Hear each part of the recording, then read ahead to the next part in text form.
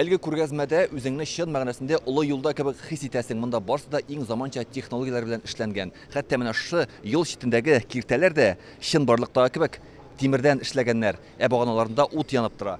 Инде менә бу якта Алексеевск юл төзү оешмасының иң заманча технологиялар белән асфальт җитештерү заводы. Ул үзенең кыдрәте һәм сыйфатлы эшләү белән Татарстанда бердән-бер булып санала.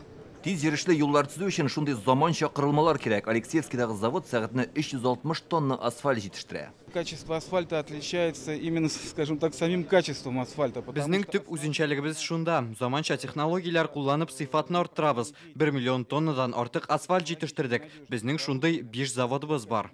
Юлларны сыйфатлы итеп төзү, аның янында уңайлы мөхит булдыру, тизлек һәм иминлек бүгенге көн таләпләре ди халыкара форумга җыелучылар. По нашим предварительным данным, время в пути может сократиться. Тиз йөрүчле түләүле юллар төзү ул шул төбәкләрдәге социаль-икътисади үсешкә йогынты ясый. Мисал өчен Мәскәү юлын алсак, аның тирәсендә 87 транспорт логистик үзәк барлыкка килде. Юлчылардан тыш эшмәкәрләр төбәк вәкилләренең дә карашын исәпкә алу шарт. Бүгенге җыелышта төрле тәкъдимнәр яңгырады. Әйтик, Татарстан белгечләре форумда тиз йөрүчле юллар ярдәмендә туризм үсеш турында сөйләде. Юл җәмәгать транспортында йөрүчеләргә дә, шәхси машинада хәрәкәтләнүчеләргә дә уңайлы булырга тиеш. Мисал өчен гаилә белән отпуск вакытында үз машинаңда башка төбәкләргә сәяхәткә чыгарга була. Юл сыйфатлы икән, кешеләрнең фикере үзгәрәчәк. Ашау-эчү, ял итү урыннарын булдырырга кирәк. Бүгенге шартларда үзебезнең транспортны һәм аларга запас частьләрне булдыру өстендә эшләү мөһим. Бу күргәзмәдә шундый техникалар тәкъдим ителгән.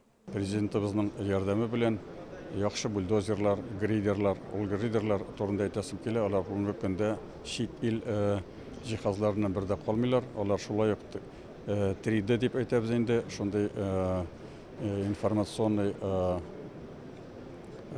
җиһазлар куеп, алар бүгенге көндә бөтен кирәкле эшләрне эшләп баралар. Дөнья хәле төрлечә була. Бүген дус иртәгә тагын нинди авыр фикерләр килеп чыгарган булды. Шуның өчен үзеңдә эшләгән техника ул һәрвакытта да инде сыйфаты да яхшы булырга тиеш, бәясе буенча да. Бүгенге көндә ил күләмендә экскаваторлар җитештерүне арттырырга кирәк дип белгечләр. Төзелештә алар зур эшне башкара. Бүген бирдә Кытайда җитештерелгән техниканы да тәкъдим итәләр.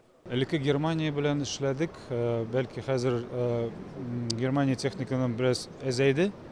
Логистик проблема кушылды монда, поэтому Кытай белән җиңелрәк. Бу күргәзмә тәҗрибә уртаклашу һәм хезмәттәшлек итү мәйданы. Киләләр, карыйлар, сораштыралар, кайда эшли, кемнәрдә эшли, кайсын инде эшләргә апарга була.